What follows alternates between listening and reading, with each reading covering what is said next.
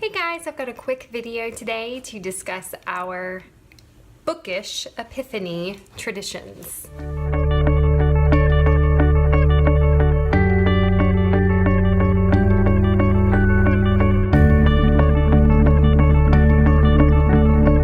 Most Protestants have gotten a lot better about celebrating Advent, particularly through wonderful traditions like the Jesse tree. Many churches have started offering at least Christmas Eve services, if not a Christmas Day service. And as you can see, that's such a beautiful way to keep the main thing while we are celebrating throughout the holidays and trying to keep our focus, and particularly our children's focus, where we want it to be. But then it ends in a whole bunch of wrapping paper and stuff on Christmas morning, which can feel kind of icky when you have been doing such a good job of cultivating, that's my baby, when you have been so intentional about cultivating a spiritually focused Advent, for it to end in this kind of consumer chaos. That's not the grand finale that we want for our kids for such a spiritual time. So what we've started doing, we are trying to practice the 12 days of Christmas, not so successfully this year. I will do a video on that next year maybe. But we have been very intentional for the past several years of celebrating Epiphany.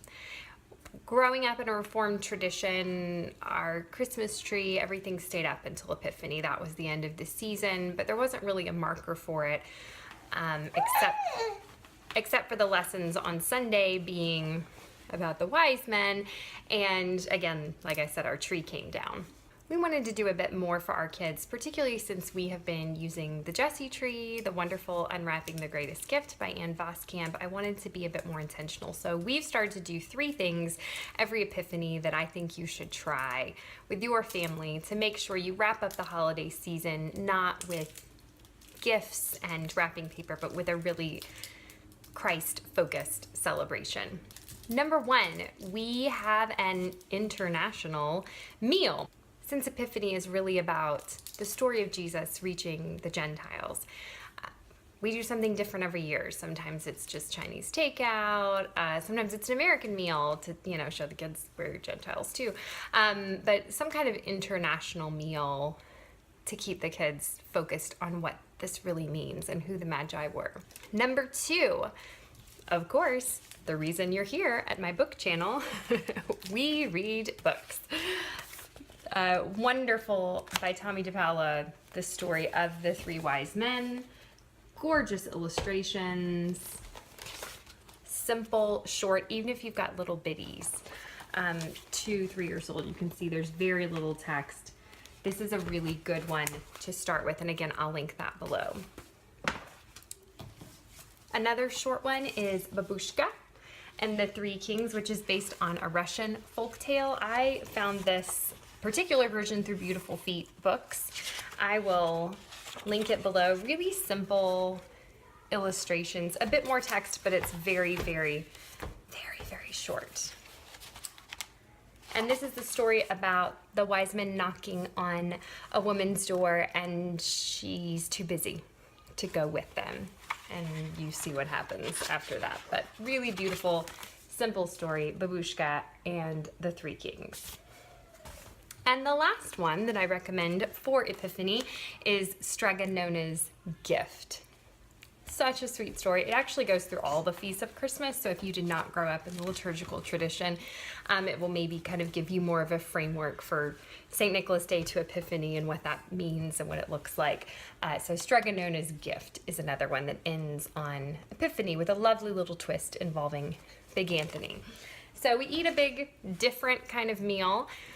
We will read a story, of course, about Epiphany, and then the last thing we'll do is some kind of international service project, and this has looked different every year. Last year we were swamped, so that looked like opening up our laptop and going to Operation Christmas Child's Build a Shoebox online, which you can do year-round. And the cool thing about those shoeboxes is they go to closed countries, so it's a really amazing opportunity.